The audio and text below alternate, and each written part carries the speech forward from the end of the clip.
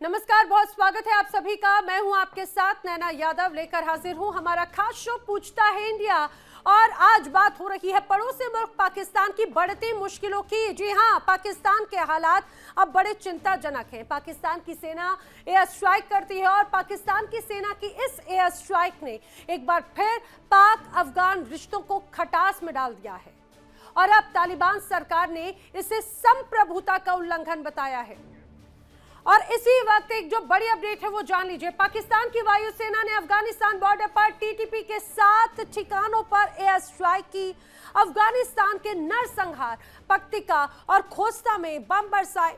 अब पाकिस्तान के इस हमले में 80 से ज्यादा लोगों की जान चली गई है। अफगानिस्तान सरकार ने इन हमलों पर कड़ा एतराज जताया है और इसे संप्रभुता का खुला उल्लंघन बताया। पाकिस्तान को गंभीर नतीजे भुगतने की भी धमकी दी है। उधर पाकिस्तान सरकार दावा कर रही है कि सीमा पर आतंकी घटनाओं को लेकर पहले भी कई बार चेतावनी दी गई थी, लेकिन उन पर ध्यान ही नहीं दिया गया। समझिए इन खास बातों को। पाकिस्तान सरकार ये बार बार दावा कर रही है कि जिस तरह से बॉर्डर एरिया पर आतंकी घटनाएं हैं उनको लेकर सचेत रहना होगा, लेकिन उस पर किसी की भी तरफ से कोई ध्यान नहीं दिया गया।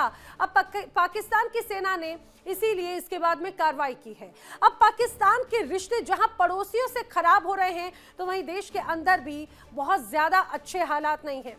खैबर पख्तूनख्वा, बलूचिस्तान, यहां पर जंग जैसे हालात हैं। बलूचिस्तान में बीएलए काफी समय से पाकिस्तान सरकार का विरोध करता रहा है। कुछ दिन पहले बीएलए ने पाक सेना के कुछ जवानों को बंधक बनाने का दावा किया और उनके वीडियो भी जारी किए, जिसमें वो जवान अपने आईडी कार्ड दिखाते हैं, रोते हैं, गिड़गिड़ाते हैं और ये अपील कर रहे हैं पाकिस्तान की सेना से कि हम तो आप ही के देश के हैं, हम तो आप ही की सेना के हैं, फिर हमें क्यों आखिर इस तरह से नजरअंदाज कर दिया। अब इसके अलावा तहरीक तालिबान पाकिस्तान यानी कि टीटीपी भी पाकिस्तानी सेना पर हमले करते हुए थक नहीं रही। चाहे बात बीएलए हो, चाहे बात टीटीपी हो, लगातार ये पाकिस्तान की सेना के लिए सरदर्द बने हुए हैं। ये दोनों संगठन पाकिस्तान सरकार पर शोषण का आरोप लगाते रहे हैं। आप ये समझिए बीएलए बाकायदा किस तरह से लगातार नाराजगी जाहिर कर रहा है। और ये बीएलए की नाराजगी नहीं, दरअसल दावा किया जाता है बलूचिस्तान में पाकिस्तान की सेना की तरफ से की गई बर्बरता के खिलाफ ये विद्रोह की आवाज है। वहीं खैबर पख्तूनख्वा में लगातार नाराजगी देखने को मिलती है। इस्लामाबाद हो या कराची हो, यहां पर भी बड़े प्रदर्शन, बड़े प्रोटेस्ट हैं। हमने देखा कि किस तरह से कराची में भी पाकिस्तान की सेना और सरकार के खिलाफ आवाज बुलंद की जा रही है। साफ है कि सरकार अपने पड़ोसियों से रिश्ते बेहतर करना ही नहीं चाहती और दूसरी तरफ अपने घर के अंदर स्थिति को सुधारना नहीं चाहती। प्रेम क्या सिर्फ आतंकियों के लिए है? क्या जो राशि बाहर से आती है वो सिर्फ आतंकियों को पालने पोसने बढ़ाने के लिए है? भले ही अपना घर जलता रहे, लेकिन दुनिया में प्रोपेगेंडा क्रिएट करने के लिए है। और वो मजबूरी साफ तौर से पाकिस्तान के हुक्मरानों की जुबान और चेहरे पर नजर आती है। चाहे बात ख्वाजा आसिफ का सदन में दिया गया बयान हो, जिसमें उन्होंने कहा कि हम अपने पर्सनल इंटरेस्ट के साथ में, राजनीतिक वैल्यूज के साथ में उन हितों को ध्यान में रखते हैं और किस सेना के सैनिक के साथ में खड़ा होना है और किसके साथ में खड़ा नहीं होना ये तय करते हैं। वो कहते हैं हमारे सैनिक मर रहे हैं। शहबाज शरीफ कहते हैं कि हालात पाकिस्तान के ऐसे हैं कि यहाँ की आर्थिक स्थिति को सुधारने के लिए जब वो दूसरे देशों की तरफ आर्थिक मदद लेने के लिए जाते हैं तो वो हमारा तिरस्कार कर देते हैं, धिक्कार कर देते हैं। यह वाकई में बड़े शर्म की बात है। अब बड़े सवाल, क्या पाकिस्तान सरकार अपने पड़ोसियों से रिश्ते बेहतर करना ही नहीं चाहती? सवाल ये, क्या पाकिस्तान के घरेलू हालात संभालने में शहबाज सरकार नाकाम रही?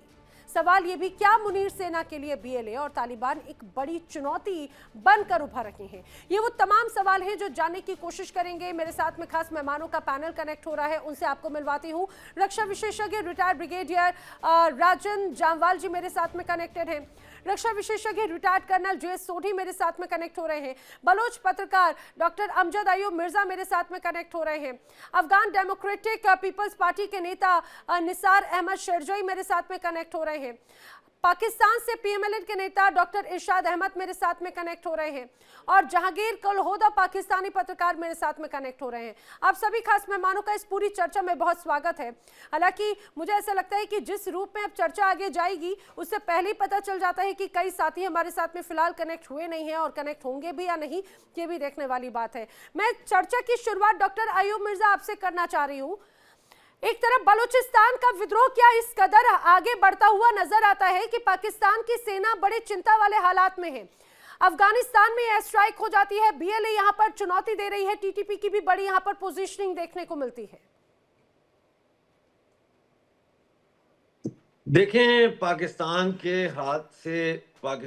हाथ से जो गेम है वो अब निकल रही है। मेरी आवाज आ रही है आपको? जी जी सर, बिल्कुल स्पष्ट। वो निकल रही है। ये कोई मजाक नहीं है कि मरियम नवाज बयान देती है, तकरीर करती है और उसमें कहती है कि मैंने लिस्ट देखी है, 1000 से ज्यादा फौजी मारे गए हमारे सिक्योरिटी एहलकार। इसके साथ साथ ये बात समझने वाली है कि ऑल्दो हेरफ 2 खत्म हो गया है और ये कहा गया है कि हेरफ 2 में जो हमने अचीव करना था वो अचीव कर लिया है, लेकिन उसके बाद भी बराबर पाकिस्तानी फौज पर हमले जारी हैं। कभी 4 कभी 7 वहां हलाक हो रहे हैं बलूचिस्तान में। 1,02,500 स्क्वायर किलोमीटर पर बीएलए और दूसरी जो ऑर्गेनाइजेशंस हैं उनका राज है, उनका कंट्रोल है। और इसके अलावा जो खैबर पख्तूनख्वा में ना सिर्फ ये कि तहरीक तालिबान पाकिस्तान इनको मार रही है, ये उनको नहीं मार रहे, ये कुरम एजेंसी में, खैबर एजेंसी में, तिरा में मासूम लोगों के घरों पर मार्टर गोले फेंक रहे हैं। अभी 3 दिन पहले वहां पे बच्चे शहीद हुए हैं, औरत शहीद हुई है और अब ये अफगानिस्तान में बमबारी करने जा रहे हैं और वहां पे इन्होंने 2 दर्जन से ज्यादा लोगों को शहीद किया है और ये कहते हैं दहशतगर्द मारे हैं और वीडियो एविडेंस ये कहता है कि दहशतगर्द नहीं मारे बल्कि इन्होंने तो वहां बच्चे मारे। एक फैमिली के 17 लोग इन्होंने बिल्कुल, और कई मासूम लोगों की जान चली गई सर, कई मासूम लोगों की जान चली गई है। मैं एक बार निसार अहमद शरजई से ज्यादा प्रॉपर वे में वो अपडेट दे पाएंगे। निसार अहमद शरजई, क्योंकि आप अफगानिस्तान से कनेक्टेड हैं, जो एयर स्ट्राइक हुई उसमें आंकड़े को लेकर अलग अलग बातें कही गई, किस तरह का बड़ा प्रहार है सर ये?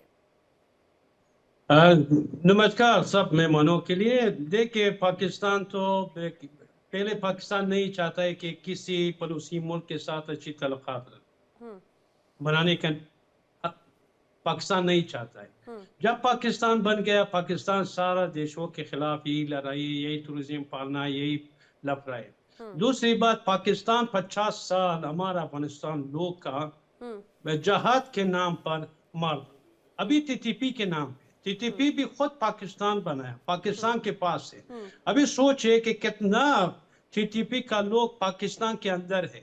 वो जो पाकिस्तान के अंदर है टीटीपी, वो आईएसआई और आर्मी चीफ अपनी फायदे के लिए अपनी मुखालिफिन के खिलाफ इस्तेमाल कर रहे हैं। टीटीपी जो पाकिस्तान में उसके खिलाफ नहीं निसार जी, हालांकि टीटीपी या तालिबान को लेकर अलग अलग परिभाषा हो जाती है। जरा इस एयर स्ट्राइक के बारे में बताइए, क्योंकि पाकिस्तान ये दावा कर रहा है कि उसने सटीक निशाने साधे हैं और आतंकी ठिकानों को मारा है, लेकिन दूसरी तरफ अफगानिस्तान कहता है कि इस दौरान कई महिलाएं, बच्चे, कई परिवार खत्म हो गए। कोई टीटीपी को नहीं मारा, सब बच्चे हैं, बुजुर्ग साल है, बुजुर्गों है, सब मुल्की और बेदफा लोग हैं। अफगानिस्तान के गरीब मुल्क जो टीटीपी से, तालिबान से, जो सियासत से उसका कारोबार नहीं, गरीब लोग को अपनी घरों में मार डाला। पाकिस्तान 50 साल भी ये काम किया, अभी टीटीपी के नाम पे फिर अफगान लोग को, अफगान बेगुनाह लोग को मारता है।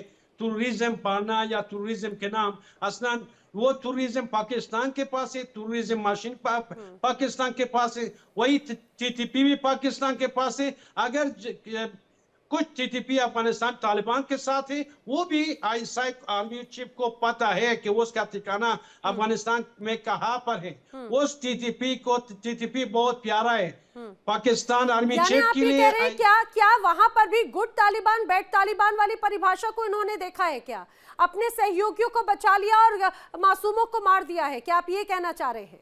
बिल्कुल बिल्कुल बिल्कुल। क्या एक एक टीटीपी का मेंबर भी इसी अटैक में नहीं मारा, वो नहीं मारा। मैं सब रक्षा अफगान विशेषज्ञों का बेगुनाह रुख और करूं, लेकिन बेदफा लोग जहांगीर को का मारा। यहाँ पर रिएक्शन लेना चाह रही हूँ। जहांगीर, ये तो हैरान करने वाली बात है, क्या ये गुड तालिबान बैड तालिबान वाली यहाँ पर भी पर्सनल इंटरेस्ट है? और एक तरफ बात होती है कि भाई यहाँ पर जिस रूप में एक बड़ा दिल दिखा रहे थे, खासतौर से रमजान के महीने में, उन मासूम लोगों की अल्लाह की सेना ने जान ले ली। अच्छा, बड़ी मेहरबानी नैना, आपने टाइम दिया। मैं सारे बड़े काबिल इज्जत कुछ लोग बैठे हुए हैं, उन सबको मेरी तरफ से सलाम। अच्छा सुनिएगा, आप इंडिया डेली, जो इंडिया का टीवी चैनल है, वो कहता है कि जो है दहशतगर्द नहीं मारे, मासूम लोग मरे हैं। यही इंडिया डेली 4 दिन पहले जब इमाम बारगाह पे धमाका हुआ था, इन्हीं जो है मुनकर लोगों से पूछ लें कि वहां पे कौन से दहशतगर्द थे, वहां पे कौन से फौजी थे। जो बन्नू में हमारे 10 जवान शहीद हुए हैं टेररिस्ट के खुदकुश धमाके से, वहां पे क्या हो रहा था? तो जब हम इनके बीएलए के पालतू, इंडिया के पालतू कुत्तों पे हम लगाम डालते हैं तो इंडिया की चीखें निकलती है। जब टीटीपी वालों पे हम तो लगाम डालते भाई हैं तो तमीज से बात करो, तमीज से बात करो। ये कुत्ता कुत्ती है लफ्ज इस्तेमाल मत करो, तमीज से बात करो। आप नेशनल टेलीविजन पे बैठे हो, आपको शर्म आनी चाहिए। आपको ये नहीं पता कि पाकिस्तान आर्मी टेररिस्ट है? असल टेररिस्ट तो पाकिस्तान आर्मी है, जो पूरे खैबर पख्तूनख्वा में दहशतगर्दी फैला रही है, जो बलूचिस्तान में दहशतगर्दी। मुझे बात करने दे प्लीज। मेरे मुल्क में अगर इंतशार फैलाओगे, हम घुस के मारेंगे, चाहे इंडिया हो चाहे। हमारे बच्चों को फौजी बुलाते हैं, पैसों का लालच देके, टॉफियों का, स्वीट्स का लालच देके, और उनको सोडोमाइज कर रहे हैं। ये लेटेस्ट रिपोर्ट है 3 दिन पहले की। जहांगीर अब पकड़ेंगे हैं वो फौजी पाकिस्तानी गिलगित बल्तिस्तान में। जहांगीर कल हो दो।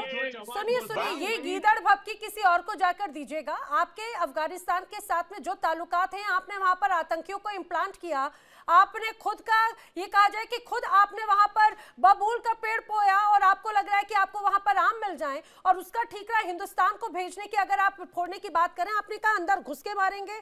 अरे भाई साहब, 1 इंच कदम उठाकर रखकर बता दीजिए। आप जरा कायदे में रहकर बात कीजिए। जहांगीर, अपना घर जरा देख लीजिएगा, उसके बाद में जवाब दीजिएगा कम से कम। आप आतंकियों के ठिकानों की बात हुई, मैं आपसे पूछ रही हूं। हेलो, हाँ हाँ, बोलिए बोलिए। मुझे लग रहा है शायद अब आवाज नहीं पहुंच रही जहांगीर तक। मैं चाहूंगी ब्रिगेडियर राजन जामवाल, खासतौर से पाकिस्तान की डिप्लोमेसी क्या यही है कि खुद एक तरह से कत्लेआम मचाओ और उसका ठीकरा फोड़ दो अगल बगल वाले देशों पर, और खासतौर से भारत पर? एंटी इंडिया सिंड्रोम से पीड़ित हो गए हैं, इनके घर में कुछ भी हो उसके लिए जिम्मेदार हिंदुस्तान हो जाता है। यही पाकिस्तान की पॉलिसी है क्या? देखिए, पाकिस्तान क्रिएट ही हुआ था बेस्ड ऑन हेट, नफरत के ऊपर पैदा हुआ है। जो देश 1947 में पैदा हुआ, नफरत, हम अलग हैं, हम ये हैं, हम वो हैं, एंड पूरी इनकी हिस्ट्री सिर्फ नफरत से भरी पड़ी है। नफरत पहले भारत के लिए, अब हर पड़ोसी के लिए। तो obviously the karma is coming back to hate. ये बात करते हैं जहांगीर, आप बलूचिस्तान सुनिएगा, में। जरा आप रिस्पॉन्ड कीजिएगा। आवाज आ रही है या नहीं आ रही? क्योंकि ये जवाब सीधे आप ही को है। जी राजन जी, प्लीज कंटिन्यू। बिल्कुल। नैना, मैं आपकी आवाज को बड़े सुकून से सुन रहा हूँ। ओके, सो जो देश एक नफरत के बिना पे पैदा हुआ है, वो नफरत के सिवाय और कुछ नहीं फैला सकता। इन्होंने हर जगह सिर्फ यही फैलाया है, और हमारे यहाँ कर्मा पे यकीन है। So this is Karma coming back. ये बलूचिस्तान में बात करते हैं कि हम उनको कंट्रोल कर रहे हैं। ये अकेली फौज है पूरी दुनिया में जहां पे इनफैक्ट इंसर्जेंसीज हर जगह हुई हैं। कश्मीर में हुई है, यहाँ हुई है, आयरलैंड में हुई है, थाईलैंड में हुई है। कहीं दुनिया में इतिहास नहीं है जहां पे टैंक्स, एयरफोर्स का इस्तेमाल अपने लोगों पे किया गया है। कॉम्बैट ऑपरेशंस हुए हैं, हमने कश्मीर में किए हैं। कोई बोल सकता है कभी हमने टैंक लगाया, कोई बोल सकता है हमने कभी एयरफोर्स का इस्तेमाल किया। पंजाब में हुआ, नॉर्थ ईस्ट में हुआ, क्या हमने कभी ऐसे जो मतलब डिफेंस करते हैं? सो एक कंफ्यूजन मणिपुर में क्या हो रहा है दुनिया के लिए? Sir, with due respect, Manipur में आप क्या कर रहे हैं? नागालैंड में आप लोग क्या कर रहे हैं? आसाम में आप लोग क्या कर रहे हैं? मसूरी में आप क्या कर रहे हैं? आपने एयरफोर्स लेके जा रहे हैं, ग्राउंड कॉम्बैट हो रहा है भाई, घरों से अरेस्ट कर रहे हैं। इट्स ए जैसे इंसर्जेंसी लड़ी जाती है उन्हीं तरह से, कोई मास कैजुअलिटीज का हथियार हम नहीं इस्तेमाल कर रहे। एनीवे आप सुन लीजिए, आप मास कैजुअलिटीज के हथियार इस्तेमाल कर रहे हैं। आप जो है ये बताएं कुलभूषण यादव कौन है? अरे ईरान से उठा के लाए हो यार, अभी क्या नस्ल उसको कहानी सुनाते हो? ईरान से उठा के लाए हो, खरीद के लाए हो, खरीद के। ईरान में बिजनेस कर रहा था, उठा के खरीद के ले आए। यही तो बोल रहा हूँ, कर्मा कमिंग बैक। खरीद के लाए हो, जिन्होंने बेचा है वो भी मान रहे हैं अभी। तो चलो, इंडिया के इतने फौजी बिकाऊ है, आपने एक सबूत पेश किया कहीं पे जो क्रेडिबल है कि क्या कहते हैं, इनके सारे सबूत एक्चुअली ना सोशल मीडिया पे होते हैं। निशाने तो हमने इनके दे के लिए थे। अब उसने बड़ी सटीक निशाने बाजी से अफगानिस्तान में हमला किया, हमने इनके निशान। अरे यार, अरे राजन जामवाल जी, दरअसल जहांगीर खुद ही घिर गए। जैसे ही उनसे जब वो समझ में आ जाता है तो इधर उधर उल जुलूल की बात करने लग जाते हैं, मणिपुर, नागालैंड और यहाँ पर बात आ जाते हैं। अरे भाई साहब, आप कह रहे हैं क्या कर रहे हैं? वहां पे विकास कर रहे हैं, बजट पास कर रहे हैं, वो मेट्रो सिटी बन रहा है, वो लगातार वहां पर एम्स बन रहा है। प्लीज आप जरा अपने इलाकों का कंपैरिजन हिंदुस्तान से ना करें, और मुझे लगता है वो आपको शायद शोभा भी नहीं देता। आप अपने BLA बलूचिस्तान या खैबर पख्तूनख्वा का ही रुख कर लीजिए। मैं जयेश सोनी का रुख करूं, लेकिन उसके पहले निसार अहमद शिरजई का रुख करना चाह रही हूं। निसार जी, यहां पर जहांगीर बार बार ये बात कह रहे थे कि उन्हीं इलाकों को टारगेट किया, उन मासूमों को आपको यहां पर नजर आ रहा है, बाकियों के जो जान गए उसको लेकर क्या कहेंगे? उन्होंने तो पालतू तक कह दिया आपके यहाँ की इस सरकार को। देखो, मैं जहांगीर भाई को बोलता हूँ कि अगर टूरिज्म के पीछे जाइए, आसिम मुनीर का ऑफिस में आप लड़ाई करें। सबका बाप टूरिज्म का बाप आसिम मुनीर है, टूरिज्म के बाप शहबाज शरीफ है, आर्मी चीफ है। वही जवान जो आपने बोला हमारे जवानों को मार डाला, आपके वही जवानों सब टूरिस्ट है। अगर आप टूरिज्म के पीछे है तो जितना पाकिस्तानी बड़े लीडर लोग हैं ये सब टूरिस्ट है, उसके पीछे जाए। और टूरिज्म पाकिस्तान के अंदर है, टूरिज्म के फैक्ट्री पाकिस्तान में ये सब दुनिया जानते हैं। क्यों अफगानिस्तान में टूरिज्म के पीछे जाते हैं? वही जो 20 साल हमने रिपब्लिक। सर, अलकायदा कहाँ है? अलकायदा कहाँ है? दाइश कहाँ बैठी हुई है? और आप तो, मुझे तो अफगानी लगते भी नहीं है। आप इतने जिसे धड़ल्ले से बोल रहे हैं, और आपके पीछे जो परचम लगा हुआ है वो जो तालिबानी है उनका नहीं लगा हुआ। आपके पास अशरफ गनी के दौर का जो आपने खुद लगाया, आप अपनी गिरबान में आया, अभी रो रहा है, आप अभी रोते हैं। वही टूरिज्म आप किस पैदावार है? अपनी पैदावार के खातिर रोना अच्छा नहीं है। अमजद जी आ रही हूँ, अमजद जी आ रही हूँ। जहांगीर, क्या आप कोई सर्टिफिकेट लेकर बैठे हैं क्या? किसकी जुबान के माध्यम से आप ये तय कर लेंगे कि कौन कौन सा नेता है? अगर ऐसा है तो जरा अपनों की भी आवाज सुन लीजिए, अपनों की भी जुबान सुन लीजिए, उन बलूचों की आवाज सुन लीजिए जो चीख चीख के कह रहे हैं, अपनी आवाज बुलंद कर रहे हैं। उन POK या खैबर पख्तूनख्वा के लोगों की बात सुन लीजिए, सिंध वालों की, पंजाब प्रांत वालों की आवाज सुन लीजिए। अगर आप आवाज सुनकर ही दूसरे को सर्टिफिकेट दे रहे हैं तो जरूर से बताता हूँ कि मैं सिंधी हूँ, कराची में बैठा हूँ। जैसे आपने कहा, मैं खुद सिंधी हूँ, कराची में बैठा हूँ। और दूसरी बात ये कि BLA का दुख मुझसे ज्यादा आप लोगों को है। गुलखान हो तुम, गुलखान पता है ना कौन होता है? वो यूर गुलखान। वहाँ पे तालिबानियों का झंडा कराची में बैठो, पेशावर में बैठो, पंजाब में बैठो, तुम गुलखान हो। पाकिस्तान के सहूलतकार वो लोग जो अपनी कौमों से जिन्होंने गद्दारी की, और पाकिस्तान के इंडिया ने चाबहार पे फंडिंग बंद कर दी है। अभी आप लोग जो है ना मर रहे हो भूख से कि आपका अब्बास ईरान से चला गया है, क्योंकि कुलभूषण अब नहीं आएगा कि आप लोगों को पैसे मिलेंगे। मेन चीज ये है, आपकी फंडिंग हो रही है बंद। तुम लोग सिंधियों के गद्दार, महाजरों के गद्दार, बलोचों के गद्दार, कश्मीरियों के गद्दार। तुम तो एक गद्दार हो। तुम्हारे साथ बंदा क्या बात करे? ना तुम्हारी कौम का तुम्हें पता है, ना तुम्हारी नस्ल का तुम्हें पता है। तुम बैठो कराची में छोड़ के हैदराबाद में बैठो, उससे क्या फर्क पड़ता है? प्रोटोकॉल में किसी के नेशनल टीवी चैनल पे बैठे हुए इस तरीके से बात नहीं करते। आपकी तबीयत इस चीज का जवाब नहीं देती साथ के आप इस तरीके से बात करें। अच्छा सुनिएगा, BLA की इतनी पेट में मरोड़ किसके हो रही? इंडिया को हो रही। और BLA का कौन स्पोक्सर पर्सन बैठा हुआ? ये जिसको इस उम्र में इंडिया को अरे नहीं हो रही। जहांगीर कल हो इंडिया दो, तो खुश सुनिए है। जहांगीर कल हो दो। इंडिया को अपनी अर्थव्यवस्था बढ़ाने की चिंता है। जो चौथी बड़ी अर्थव्यवस्था है वो सोच रहा है भाई वो टॉप 3 में जल्दी या टॉप 2 में कैसे पहुंचे, और आपकी चिंता की तो भाई साहब हमें बिल्कुल भी जरूरत नहीं है। मैं चाहूंगी जरा जय सोढ़ी जी आप जरा इनको समझाइए, आप जरा बताइए क्या भारत को पाकिस्तान की इतनी रत्ती भर में कोई फिक्र है? हाँ, खासतौर से क्योंकि अगर हम पड़ोसियों की बात करते हैं, हम चूंकि बॉर्डर अपनी साझा करते हैं, हमारा कल्चर बहुत कुछ पहले एक जैसा रहा है, तो वो आपस की वो चीजें जरूर मायने रखती हैं। लेकिन जिस तरह के रिश्तों की बात है, क्या ऐसा लगता है पाकिस्तान पड़ोसियों को एक तरह से नजरअंदाज करने की कोशिश करता है, सिर्फ दुश्मन पालता है और कुछ नहीं? अफगानिस्तान की बात हो, हिंदुस्तान की बात हो, बांग्लादेश में क्या इन्होंने किया वो पूरी दुनिया के सामने है। जय हिंद नैना जी। जय हिंद सर। ये मेरा सौभाग्य कि मैं आपके न्यूज चैनल पर और विख्यात को पैनलिस्ट के साथ हूं। 23 मार्च 1940 को जब मोहम्मद अली जिन्ना ने लाहौर में पहली बार पाकिस्तान बनने की मांग की, तब पूरे भारत में, तब पाकिस्तान भी भारत का एक अंग था, बांग्लादेश भी भारत का एक अंग था, पूरे यूनाइटेड इंडिया में तब सिर्फ 8% मुसलमान जिन्ना की बात का समर्थन कर रहे थे।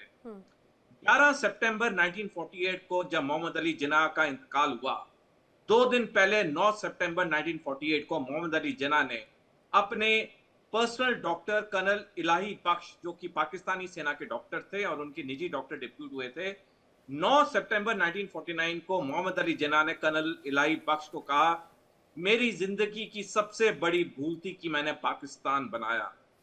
ये मोहम्मद अली जिन्ना की बात 9 सितंबर 1948 की उनके इंतकाल के 2 दिन पहले की गई। ये बात आज तक सही और सटीक साबित हो रही है, क्योंकि इंसान मरने से पहले सच बोलता है। मोहम्मद अली जिन्ना ने सच बोला अपने इंतकाल के 2 दिन पहले। नैना जी, आज पाकिस्तान में 4 सूबे हैं, 4 सूबे में से 2 में तो सीधा अस्थिरता अशांति है, खैबर पख्तूनख्वा और बलोचिस्तान। बाकी बचे 2, सिंध में भी आक्रोश आस्ता बढ़ता जा रहा है। सिर्फ एक पंजाब सूबा है पाकिस्तान का जो कि पाकिस्तान के साथ सो कॉल्ड खुश है। जहां तक बात है पाकिस्तान के पड़ोसी मुल्कों की, 1947 से जब से पाकिस्तान बना तब से लेकर आज तक इस वक्त पाकिस्तान सबसे कमजोर कड़ी पे है। अफगानिस्तान उसका कट्टर दुश्मन हो चुका है, भारत के साथ उसने कभी बना के नहीं रखी, ईरान के साथ उसके रिश्ते गरम नरम है, पता नहीं कब लड़ाई हो जाए, जैसे पिछले साल जनवरी में हुई थी। आज पाकिस्तान को अगर कोई चीज सो कॉल्ड इकट्ठा रख रही है, वो सिर्फ 2 चीजें हैं, उनकी भारत विरोधी नीतियां और हिंदू धर्म विरोधी नीतियां। और जब हमें एमबीए में एक चीज पढ़ाई जाती है, law of diminishing returns. Law of diminishing returns कहता है कि जब भी कोई चीज का आप बार बार इस्तेमाल करते हैं और आम जनता को उसका सुख नहीं मिलता है, तो उस बात का जो इफेक्ट होता है वो कम होने लगता है। आज पाकिस्तान में भी भारत विरोधी, हिंदू धर्म विरोधी जो नियत और नीतियां थी इनकी 1947 से, वो भी आस्ता आस्ता फीकी पड़ने लग गई।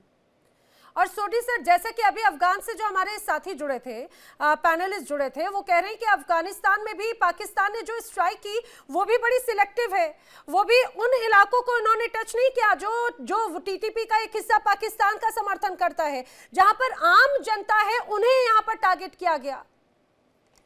नैना जी, अफगानिस्तान को ग्रेवयार्ड ऑफ एम्पायर्स कहा जाता है, यानी कि साम्राज्यों की क्रिमेशन स्थल। अगर पाकिस्तान ने तालिबान पे हमला किया होता, तालिबान ने 10 और चपेट मारनी थी पाकिस्तान को। आप देखिए किस तरह से तहरीके तालिबान ने पाकिस्तान में आतंक में जाके रखा है। एक संगठन जो कि शायद कुछ 100 या 150 लोगों का होगा, उसने पाकिस्तानी सेना की नाक में दम करके रखा है। जहां तक अफगानिस्तान की बात है, जी सर, अफगानिस्तान जानता है कि ये एक अच्छा मौका है डुरेंट लाइन का किस्से को एक बार खत्म करने का, खैबर पख्तूनख्वा को अफगानिस्तान में मिलाने का। तो पाकिस्तान दुनिया को, अपनी आवाम को बेवकूफ बनाना चाहता है, दिखाता है कि उसने एयर स्ट्राइक की, लेकिन असल में उसने निहत्तों पे उसने स्ट्राइक की, क्योंकि वो जानता अगर वो तहरीके तालिबान पाकिस्तान पे करेगा। अच्छा, सोढ़ी साहब सुनिएगा, बोलिए जहांगीर। सोढ़ी साहब, अब मेरा रेस्पॉन्स सुनिए। बोलिए। जी, बड़ी मेहरबानी। सोडी साहब ने बड़ी तारीखी चीजें बात की। मैं इनकी बड़ी कदर करता हूँ पाजी की, क्योंकि ये बड़ी चीजें तारीखें बयान करते हैं, लेकिन ये भूल जाते हैं कि तारीख कहाँ से शुरू करनी है। इनको एक रेस्पॉन्स दे दूं कि देखें, गांधी को किसी पाकिस्तानी ने या तालिबानी ने नहीं मारा। गांधी साहब को आपके इंडियन ने मारा था। इंदिरा गांधी के साथ किसी और ने नहीं किया था। राजीव गांधी को किसी और ने निशाना नहीं बनाया था। बेनजीर भुट्टो का भी बता दीजिएगा। आपके जो पूर्व प्रधानमंत्री हैं, जिन्हें अडयाला जेल में आपने रातों रात ये कहा जाए फांसी पे चढ़ा दिया था, वो किसने किया था?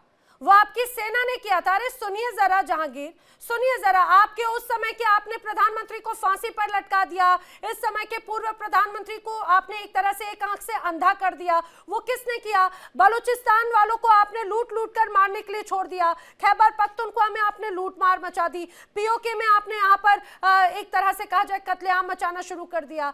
जिसके दामन खुद इस तरह से 10 तरह के दागों से भरे हुए हो, उन्हें शोभा नहीं देता, शर्म आनी चाहिए। अमजद जी, क्या मुझे एक बात बताइए, जैसे ही खुद से सवाल पूछा जाए, जहांगीर इधर उधर की बाहें कहा जाए कि वो इधर उधर झांकने लग जाते हैं, क्या बीएलए और तालिबान एक बड़ी चुनौती बन गए हैं क्या?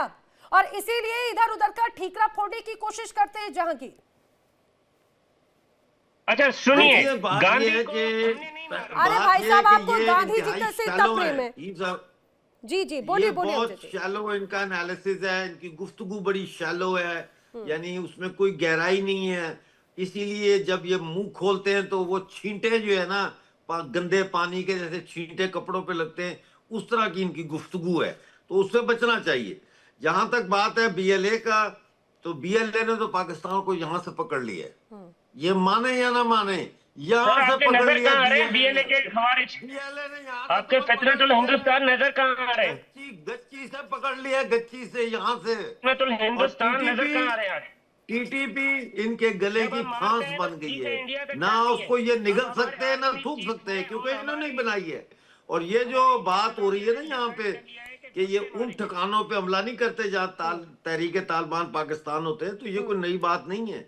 ये जब अफगान तालिबान भी यहाँ थे और इनके खिलाफ मिलिट्री ऑपरेशन हो रहा था, ज़रबे असब और इस किस्म के वाहियात ऑपरेशन जब हो रहे थे, बेगैरती के ऑपरेशन हो रहे थे, तो उसमें ये पहले ही बता देते थे वजीरिस्तान में तालिबान को कि हम आ रहे हैं, तुम आगे पीछे हो जाओ, और वो आगे पीछे हो जाते थे। और फिर ये देहातों में जाके नौजवान लड़कों को निकाल के उनको गोलियां मारते थे। ये बैठे हुए सामने एम्बेसडर साहब से पूछ ले आप, उनको गोलियां मार के उन लाशों की फोटोएं फिर पेंटागन को दिखाते थे कि ये देखो हमने टेररिस्ट मारे। ये मुल्क, ये कौम है, ये बैठी हुई है आपके सामने, बेशरम कौम, बेगैरत कौम, मासूम बच्चों की कातिल, पश्तून बच्चों की कातिल, अफगान बच्चों की कातिल। तुम लोगों के ऊपर, मनासुल कौम, तुम्हारी पूरी कौम के ऊपर जो है वो क्राइम अगेंस्ट ह्यूमैनिटी का मुकदमा चलना चाहिए, पूरी तुम्हारी नेशन के ऊपर। इतने तुम लोगों ने जुल्म किए और ढीठ इतने। अब सुनिएगा। अच्छा, एक तो इनको तहजीब सिखा दें कि किस तरीके से बात करनी है, प्रोटोकॉल सिखा दें कि किस तरीके से बात करनी है। दूसरा ये कि देखें, आप कहते हैं कि हमने कुलभूषण यादव को बड़ा मुश्किल से पकड़ा और ईरान से पकड़ा। भाई निखिल गुप्ता ने क्या कांड किया है वहां पे? और ये जो आप अपने पपेट बिठा देते हैं, वेरी सॉरी टू से, मैं आपके नेशनल टीवी पे बोल रहा हूँ, पपेट बिठा देते हैं जो हमारी कौम के लिए बकवास करते हैं। हमारे पास होते तो जब आपके पास में जवाब नहीं होते तो आप ऐसी उलझुल बातें कर रहे होते हैं। आप बार बार कहते हैं इसे यहाँ से पकड़ा, उसे वहां से पकड़ा। बिन लादेन कहाँ से पकड़ा गया? बिन लादेन कौन था? हाफिज सईद आखिर कहाँ पर है? हाफिज सईद कौन है? मौलाना मसूद अजहर कौन है? आपके रक्षा मंत्री, आपके विदेश मंत्री बार बार इस तरह की बातों का जिक्र खुद सदन पब्लिक डोमेन में करते हैं कि आतंकियों का साथ उनकी तरफ से दिया गया, हर बार दिया गया, और दूसरों को मनाने की वजह से दिया गया। कैसी बात करते हैं जहांगीर? जब आपके पास में जवाब नहीं तो आप पूरब से पश्चिम पहुंच जाते हैं, शर्म आनी चाहिए। मैं चाहूंगी जरा एक बार यहाँ पर निसार जी से इस बात का जवाब ले लूं। निसार जी, बार बार ये बात भी कही जा रही है कि क्या खैबर पख्तूनख्वा या अफगानिस्तान के जो इन तमाम इलाकों को पाकिस्तान अफगानिस्तान के इलाकों को अपने हद तक कंट्रोल करने की कोशिश करता है इस तरह की स्ट्राइक्स के साथ? देखिए, पाकिस्तान के पास एक अच्छा बिजनेस है, जहाद के नाम। जब तक जहादी सोच पाकिस्तान आर्मी चीफ और वाइसराय और सरकार के पास हो और इसी जहादी सोच खत्म न हो जाए, पाकिस्तान खत्म नहीं हो जाता। अगर पाकिस्तान को इसी टूरिज्म पालने से छुटकारा मिल जाता है, वही उसी टाइम जो जहादी सोच खत्म हो जाए। जब तक जहादी सोच है दुनिया में, पाकिस्तान इसी बात से फायदा उठाता है, वो दुनिया में शांति नहीं आएगा। दूसरी, पाकिस्तान के पास देखिए, पाकिस्तान अभी जो भैया बोला कि पाकिस्तान अफगान खुश है, यही है। पाकिस्तान आम लोग के लिए यही चीफ, यही आर्मी चीफ, यही आईएसआई, यही सरकार पाकिस्तान कौम का दुश्मन भी है। ये भाई जो बेटा है जहांगीर, ये नहीं जानता है कि आपके चीफ, आपके आर्मी चीफ आईएसआई, आप लोग आपके कौम के खिलाफ क्या किया है। देखो, अभी आप जहादी सोच के लेकर सब दुनिया को अपनी गिरफ्त में लाने में कोशिश कर रहे हैं। वही जहादी सोच है, सोच का आप फायदा उठाता है और इस्लाम के नाम है एक अच्छा बिजनेस पाकिस्तान के इसमें पास। कोई शक नहीं और सर। देखिए, खुद हमेशा एक से तरफ इस्लाम, दूसरी तरफ आतंकवाद, बस इसी के माध्यम से ही अपनी कहा जाए कि दुकानदारी और रोजी रोटी चलाने की कोशिश कर रहा है पाकिस्तान। लेकिन राजन जी, बड़ी गंभीर बात यह हो जाती है, पिछले कुछ वक्त से देख रहे हैं, पाकिस्तान हमेशा अपनी कमियों को, अपनी नाकामियों को छिपाने के लिए इस तरह की वारदातों को अंजाम देता है और वर्ल्ड लेवल पर एक बड़ी तस्वीर पेश करने की कोशिश करता है। क्या मौजूदा हालात में पाकिस्तान में जिस तरह से बड़ी असुरक्षा और ये कहा जाए डगमगाती हुई व्यवस्था है, क्या उसी का ही नतीजा है इसे कवर अप करने की कोशिश? देखिए, पाकिस्तान का जो पॉलिटिकल स्ट्रक्चर है, जी। आई मीन एक वो शब्द यूज करते हैं इसके लिए कि भी करके, जो that is actually at fault. मतलब आप अपने आप को डेमोक्रेसी नहीं बोल सकते जहां आपका ऑफिशियल रोल आपने आर्मी के लिए बना दिया कि डिसीजन मेजर वो लेंगे, I mean including economic decisions और इंफ्रास्ट्रक्चर, हर चीज में उनकी मुदाखलत है पाकिस्तान आर्मी की। सो वहां से सारी प्रॉब्लम शुरू होती हैं, बिकॉज जिस चीज को कुछ एक्सपर्ट्स या मतलब करके चलना चाहिए, वो एक संस्था ले रही है जिसके अपने इंटरेस्ट है। एंड सेकेंडली, पाकिस्तान आर्मी की सबसे बड़ी प्रॉब्लम है कि उसकी 47 के बाद से लगातार डीजनरेशन हुई है। आज दुनिया भर में वो अपनी आर्मी के तौर पे कम और एज ए बिजनेस ऑर्गेनाइजेशन ज्यादा मतलब देखी जाती है। पाकिस्तान में देखिए वो क्या क्या चला रहे हैं, मॉल से लेकर हर चीज। तो बेसिकली वो ज्यादा बिजनेस ऑर्गेनाइजेशन हो गई है। तो एक बिजनेस ऑर्गेनाइजेशन नेचुरली वो अपना प्रॉफिट देखती है। उस प्रॉफिट में देश कहाँ जाए, देश के प्रति नहीं वो वफादारी रहती, पर वफादारी पैसे की तरफ आ जाती है। इसीलिए भारत के साथ कंपटीशन करने में हमारा चाहे 1.5% लगे जीडीपी का, उनका 40% लगे, पर मुकाबला करना है। सड़कें बनाने के लिए पैसे नहीं हो, कोई बात नहीं, लोगों के लिए आटा नहीं है, कोई बात नहीं। सो ये सारे लेकिन सर, वहां पर जो हालात है उसके लिए भी पाकिस्तान, क्योंकि अपने किए का हमेशा ठीकरा दूसरों पर फोड़ता है, वहां पर अगर महंगाई है तो वो हिंदुस्तान को दोषी ठहरा देता है। और देखिए, शायद जहांगीर के पास में जवाब नहीं, इसलिए वो चले गए। वापस आएंगे या नहीं आएंगे, क्योंकि उनके पास में जवाब नहीं, कुछ नहीं कह सकते। देखिए, जवाब उनके पास नहीं था। इनफैक्ट उनको पूछा जा सकता था कि वो बोल रहे थे ना, इंदिरा गांधी से लेकर सारी बातें, भाई अपने जिन्ना जिसने बनाया उसकी सिस्टर के साथ क्या हुआ, how did Pakistan treat their Jinnah sister. I mean उनकी आप किताब पढ़िए कि उसके लास्ट डेज कितने बुरी तरह गुजरे हैं। आई मीन पूरे पाकिस्तान में सबको पता होगा। और आपने सही पूछा, वो बोल रहे थे जहांगीर वापस आ गए। अल-कायदा कहाँ है, अल-कायदा कहाँ है? अल-कायदा वही है, वही जहाँ से ओसामा बिन लादेन पकड़ा गया। उसका लीडर जहां पे रहता था वहीं उसका जन्म था। तो ये सब इनकी क्रिएशन है, विच इज आई मीन वो वापस आके इनको हॉन्ट कर रही है। इसीलिए मैंने बात कर्मा से जहांगीर वापस आ गए। शायद जहांगीर को जवाब मिल गया होगा। आप जो सवाल पूछ रहे थे जहांगीर, राजन जी ने एक एक करके उन तमाम सवालों के जवाब भी दे दिए। ये कह रहा था आप लोगों को, बिल्कुल आप लोगों ने जवाब दे दिया होगा पीठ पीछे, लेकिन अब सुनिएगा। देखें, जब आप लोग बैठ के अपने चैनल पे, नेशनल चैनल पे बैठ के बदतमीजी वाली बात करेंगे, आप शर्मनाक बात।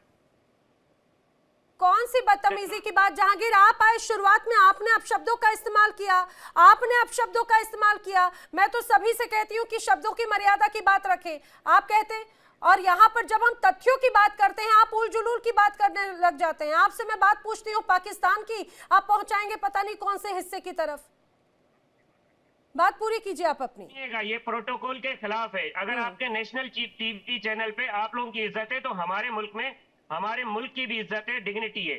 तो लिहाजा आइंदा आपके जो है सारे मेहमानों को और आप पे भी ये लाजिम है कि पाकिस्तान का नाम इज्जत के साथ, एहतराम के साथ ले, ना कि जो है ऐसी घटिया और बाजारी लैंग्वेज यूज करें।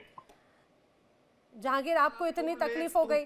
पाकिस्तानी ऑक्युपाइड जम्मू कश्मीर में पाकिस्तान का झंडा नहीं लेके निकल सकते बाहर, टांगे तोड़ देंगे तुम्हारी वहां के लोग।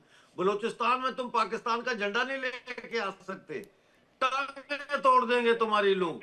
खैबर पख्तूनख्वा में तुम पाकिस्तान का झंडा लेके अंदरूने खैबर पख्तूनख्वा नहीं जा सकते, जान से मार देंगे तुम्हें लोग। कहते हैं पाकिस्तान के खिलाफ बात ना करें यहाँ बैठ के, हैं बादब बामलाजा खड़े हो जाए, कौमी तराना सुनाने लगे हो। पाकिस्तान जैसी जलील रियासत जो है नाअहल और नाकारा नहीं है सर। नासूर इस दुनिया पे जिसने बर्बाद कर दिया अफगानिस्तान को, जो कि पाकिस्तान के इस पंजाब के लोग से बहुत ज्यादा डेवलप था। इल्म यूनिवर्सिटियां हजारों सालों से वहां इल्म का गहवारा था। जहांगीर, अब ये जवाब जो है, ये जवाब आपको ना मैंने दिया ना हिंदुस्तान के किसी पैनलिस्ट ने दिया, या आप ही के बलूचिस्तान की तरफ से जवाब आया। और मैं जानती हूँ कि आप अगर बात करें कि भाई जिस रूप में बातचीत की जा रही है, अरे छवि को सुधारना ज्यादा मैटर करता है, एंटी इंडिया सिंड्रोम से बाहर निकलना जरूरी है। जहांगीर, सबसे गंभीर बात तो यही हो जाता है, कब कब दूसरों को, हमेशा दूसरों को ही ऐसे दोषी ठहराया जाएगा, इसीलिए इस बात को समझना चाहिए। अच्छा, एक बात का जवाब आप मुझे दे दीजिए। खासतौर से पाकिस्तान की सेना तो कहा जाता है अल्लाह की सेना है ना, कहते हैं पाकिस्तान को तीन ही चलाता है, अल्लाह, अमेरिका और आपकी आर्मी। उसी अल्लाह की सेना ने दूसरी तरफ रमजान के इस पाक महीने में मासूम लोगों की जान ली। आपने कहा आपने आतंकियों की जान ली, लेकिन उन आतंकियों की आपने का कोलैटरल डैमेज हुआ, जिन मासूम बच्चों या महिलाओं की जान गई। तो क्या वो विदाउट प्लानिंग ये पूरा हमला था क्या, बिना किसी प्लानिंग के साथ में? 2025 के बाद 6 मई 2025 के बाद पाकिस्तानी एडमिनिस्ट्रेशन ने अब अपना रूप चेंज किया है। अब पाकिस्तान जो है एशिया का ईगल बन चुका है। अब पाकिस्तान के खिलाफ या पाकिस्तानी आवाम के खिलाफ, मफादात के खिलाफ कोई भी बोलेगा तो उसके घर में हम घुस के मारेंगे। ये हमने अब तहैया कर लिया है। अगर जो भी जहां पे भी दहशतगर्द छुपेगा, चाहे का तो रिवाज ही नहीं है, जो तुम्हारे साथ इख्तलाफ करेगा उसके घर में घुस के मारो उसको, ये तुम्हारी डेमोक्रेसी है। बलोच अगर अपने हकूक के लिए बात करेगा, उसके घर में घुस के उसको मारो, मासूम लोगों को घरों में घुस के मारो, जिन बच्चों के पाँव में जूता नहीं है उनको मारो, मासूम अफगानियों को अफगानिस्तान से दरबदर करो, फिर उनके नाम पर डॉलर लो। तुम्हारे तो ना कोई एथिक्स है, ना कोई तुम्हारा कल्चर है, तुम्हारा कल्चर है लूट ज्यादा दे दिए। कभी आप कश्मीरी बन जाते हैं, कभी आप जो है बलोची बन जाते हैं, कभी आप अफगानी बन जाते हैं, तो मुझे समझ नहीं आता कि आपके पास डॉलर कब और कहां से कैसे आ रहे हैं। पता है जहांगीर, मुझे बड़ी हैरानी होती है, ऐसा लगता है कि कोई भी अगर पाकिस्तान में कुछ चीज डगमगाए तो कौन है दोषी? हिंदुस्तान है दोषी। पाकिस्तान में बारिश हो जाए, कौन है दोषी? हिंदुस्तान है दोषी। वहां पर महंगाई बढ़ जाए, दोषी हिंदुस्तान है। बलूचिस्तानियों ने अगर वहां पे झंडा बुलंद किया अपनी आवाज को लेकर, तो दोषी हिंदुस्तान है। अरे भाई, क्या बलूचिस्तान के लिए हिंदुस्तान बजट पास करेगा? वहां की जो व्यवस्था, इंफ्रास्ट्रक्चर क्या हिंदुस्तान करेगा? पाकिस्तान की सरकार ने नहीं किया तो वो नाराजगी जता रहे हैं। और मुझे एक बात बताइए निसार अहमद जी, बार बार ये हिंदुस्तान का जिक्र करते हैं, तालिबान किसने बनाया? क्या तालिबान के साथ में ताल्लुकात हिंदुस्तान ने बिगाड़े हैं पाकिस्तान के, या हिंदुस्तान ने कहा था कि तालिबान और पाकिस्तान एक हो जाए? निसार जी, देखिए यही तालिबान यही पाकिस्तानियों हमारे लिए बना है। यही तालिबान 20 साल हमारा रिपब्लिक दौर में हर दिन खुदकुश धमाका था, सुसाइड बम था, यही लोग को मारना का काम था। यही तालिबान, यही पाकिस्तान से आ रहा था सब कुछ। अभी यही तालिबान हमारे लिए, जो याद रखो है जहांगीर भाई, जो पहले जो दिनों में जो तालिबान आया, आपके आर्मी चीफ, आपके सब हुक्मरानों सब दुनिया में बोलता था कि तालिबान अच्छा है, मान्यता दे दो, मान्यता दे दो। तालिबान हमारे लिए अच्छा और आपके तालिबान आपके लिए बुरा है, ये किस तरह सोच है? अगर तालिबान बुरा है, हमारे लिए भी बुरा है, आपके लिए भी बुरा है। यही तालिबान आपके पैदावार है, आपने बनाया। तालिबान से पहले जहादी लोग को आपने बनाया, टूरिज्म आपने बनाया। जो होता है अभी डालता है अफगानिस्तान या इंडिया, चलो इंडिया किया, अफगानिस्तान किया, इंडिया किया, अफगानिस्तान किया। आप कराची में गाड़ी, बच्चे, मोबाइल, मोटरसाइकिल, किसी का अमन नहीं। दिन में चोरी होता है, उसका जिम्मेदार सर कौन? सुनिएगा, डॉक्टर साहब सुनिएगा, प्लीज सुनिएगा। मतलब आप ये मान रहे हैं कि पाकिस्तान का जो सेल्फ डिफेंस का अटैक था तालिबानियों के खिलाफ, टेररिस्ट के खिलाफ, फितनल खवारिज के खिलाफ, वो हमारा सही था, ये मान रहे हैं ना। लेकिन मसला यहाँ पे ये आ रहा है कि वहां पे आपकी सरकार कतूरी लेकर इंडिया के उसमें अमेरिका और यूरोप फौजी भी मारे गए, डरा के कुछ जो है असेट्स भी डैमेज अच्छा हुए। जहांगीर सुनिए वैसे मुझे अभी एकदम ऐसा रियलाइज हुआ कि आप ड्राइव कर रहे हैं, ये बड़ा रिस्की है, जस्ट बी सेफ। लेकिन उसके साथ साथ आप चीजों का भी ध्यान रखिए। यहाँ पर अहमद जी को जवाब देना चाह रहे हैं आपकी बात को लेकर। अमजद जी माफ कीजिएगा जी, अमजद अयूब मिर्जा जी। नहीं, वो रॉ आ गया अभी, आपने सुना नहीं है? रॉ भी आ गया है। वो मैं सोच रहा था बड़ी देर से हो गई है, अभी तक रॉ का जिक्र नहीं आया कि हम लोग रॉ के एजेंट हैं और रॉ की साजिश है ना, क्योंकि इनको यही पता है, रॉ पता है इनको।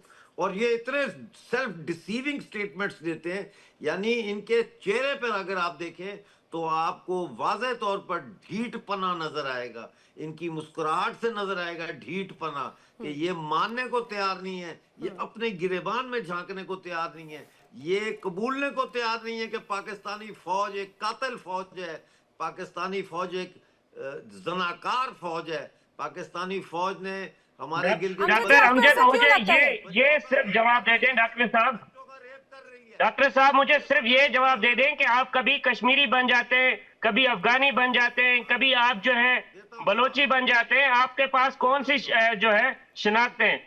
कभी मैं आपके साथ एक टीवी चैनल पे बैठा था, वहां पे आप जो है कश्मीरी बन गए थे। जवाब सुन लेते हैं। देखिए वैसे पर्सनल अटैक मैं नहीं चाहती आप लोग एक दूसरे पे करें, लेकिन जवाब सुन लीजिए। जवाब सुन ले। हम हैं देश भगत, वंदे मातरम बोलने वाले, भारत माता की जय बोलने वाले। पहली बात सुन लो, अब जवाब दे रहा हूं मैं। अब मैं पीओजे, सुन लो बात, मैं पीओजे के और गिलगित बल्तिस्तान को समझता हूं कि भारत का हिस्सा है, लिहाजा मैं अपने वतन के लिए लड़ रहा हूं कि मेरे वतन का ये हिस्सा वापस मेरे वतन में शामिल हो।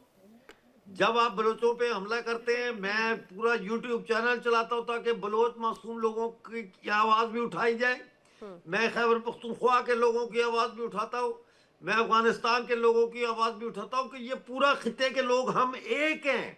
आप गासिब हैं, आप अंग्रेजों के टाउट हैं, आप लोग जिना के लगाए हुए वो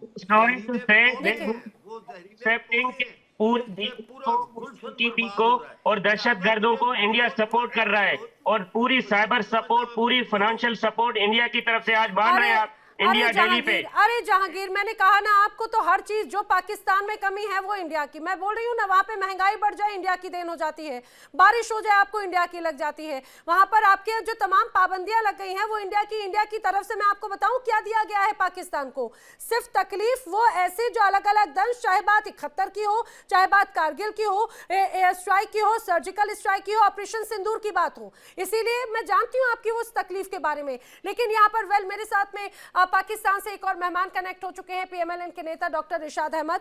डॉक्टर इरशाद अहमद, आपका भी इस चर्चा में बहुत स्वागत है। आपसे मैं जानना चाह रही हूं, अफगानिस्तान और पाकिस्तान के बीच में एक बार फिर से ऐसा लग रहा है कि जो टेंशन ट्रिगर है वो और भी ज्यादा हिट हो चुका है। अब ये दावा किया जा रहा है कि जो एयर स्ट्राइक की गई उसमें टीटीपी के ठिकानों को तो आपने टारगेट किया ही, लेकिन उससे कई गुना ज्यादा मासूम बच्चों की और मासूम महिलाओं तक की जान ले ली है। क्या ये अनप्लान्ड हमला था आपका? बहुत शुक्रिया। मुझे यही उम्मीद थी आपसे कि आप इस तरह की बातें करेंगी कि खवातीन और बच्चों का नाम लेकर के सिंपैथी देंगी उन दहशतगर्दों को जो मेरी पाकिस्तान में दहशतगर्दाना सोच के साथ दहशतगर्दी करने के लिए इंटर होते हैं और दहशतगर्दी करते हैं और बेगुनाह शहरियों को कत्लो गारत का बाजार गर्म करते हैं। देखिए अभी ये साफ फरमा रहे थे, ये देश भगत है, ये जो कश्मीरी अपने आप को कहते हैं। मैं इन्हें कहता हूँ ये देश भक्त नहीं, ये बेगैरत तरीन इंसान है। ये कश्मीरी नहीं है, कश्मीरियों के नाम पे धब्बा है ये जो साहब बैठे हैं। दूसरी बात ये भी कर रहे थे आपके और एक अफगानिस्तान इनकी लैंग्वेज देखें, जो पाकिस्तानी आता है उसकी लैंग्वेज चेक करें आप कि क्या बेहुदा जुबान इस्तेमाल करते हैं, गाली गलोच। ये है मदरसा कल्चर पाकिस्तान का, ये है। शुक्र करो ये काट के फेंक दिया हमने, ये काट के टुकड़ा फेंक दिया हमने। नहीं चाहिए तुम हमें, अखंड भारत में पंजाब हमें नहीं, तुम नहीं चाहिए। पाकिस्तानी फौज हम अखंड भारत का ऐसा नहीं बनाना चाहते। अभी इनके गले में पट्टा डालो हिंदुस्तान का, जिसपे लिखो हिंदुस्तान, इसके गले में पट्टा डालो कुत्ते वाला।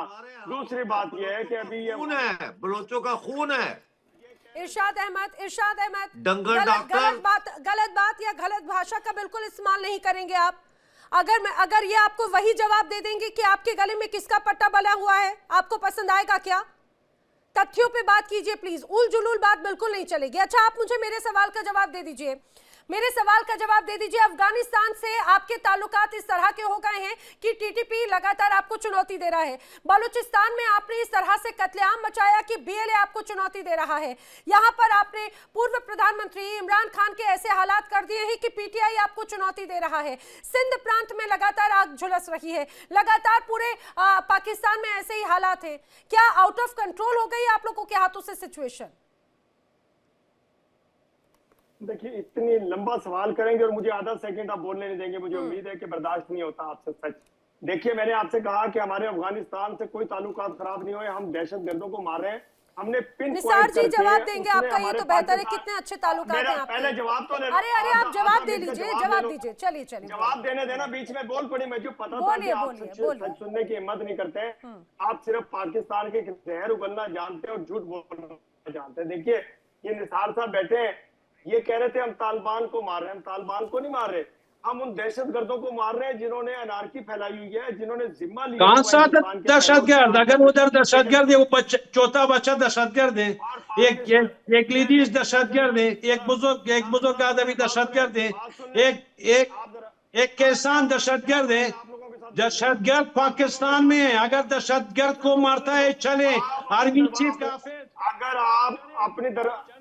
अगर आप अपनी बारी पे बोलते तो अच्छा होता। मेरा ख्याल है कि ये तरीका ठीक नहीं है। मैं आपके साथ शो नहीं करूंगा क्योंकि मुझे इस तरह बोलना नहीं आता है, ना मुझे इस तरह वायलेंस आता है। आप चुप करें।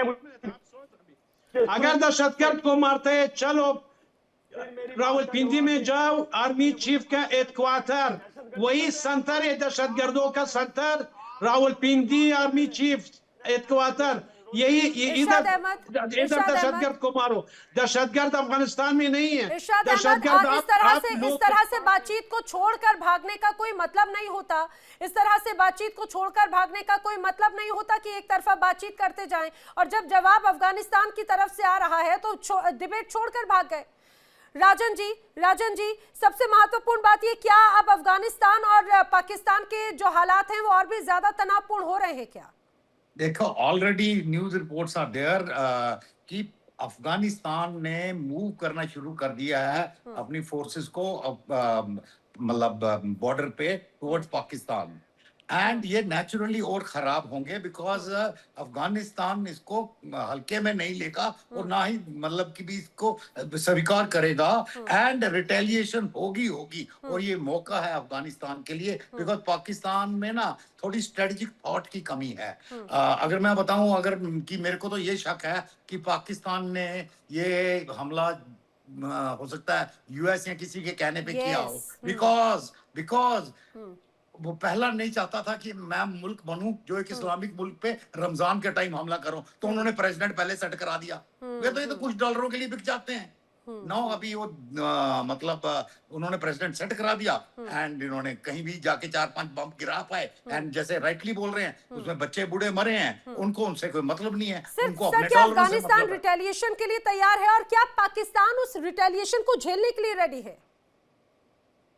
शुरू कर दी है एंड आई मतलब अगर उन्होंने शुरू कर दिया, they have nothing to stop them. उनके पास नहीं है, क्या करेंगे फिर अपने मतलब कारपेट बॉम्बिंग करेंगे। बिल्कुल। तो ये ये they will कहा जाए go- सर, ये- एशिया एक बार फिर से ये अफगानिस्तान और पाकिस्तान की धमक से ये कहा जाए एक बार फिर से दहलता हुआ नजर आ रहा है, और स्थिति आने वाले वक्त में क्या चिंताजनक होगी ये देखने वाली बात है। आप सभी मेरे साथ इस चर्चा में शामिल हुए, आपका धन्यवाद। लेकिन पाकिस्तान से जुड़े जो साथी थे वो तो पहले ही डिबेट छोड़कर भाग चुके हैं, क्योंकि उनके पास जवाब नहीं है। दहशतगर्दी मचाते हैं और खुद अब उसी को ये कहा जाए उसी को झेल भी रहे हैं। वक्त एक छोटे से ब्रेक का। इंडिया डेली अब आपकी स्मार्ट टीवी पर भी मौजूद है। इंडिया डेली अब आप लाइव देख सकते हैं इन सभी प्लेटफॉर्म्स पर। देखिए इंडिया डेली 24/7 अब आपकी स्मार्ट टीवी पर। इंडिया डेली मौजूद है सभी डिजिटल प्लेटफॉर्म पर लाइव और लगातार। इंडिया डेली 24/7 हर दिन राष्ट्र को समर्पित।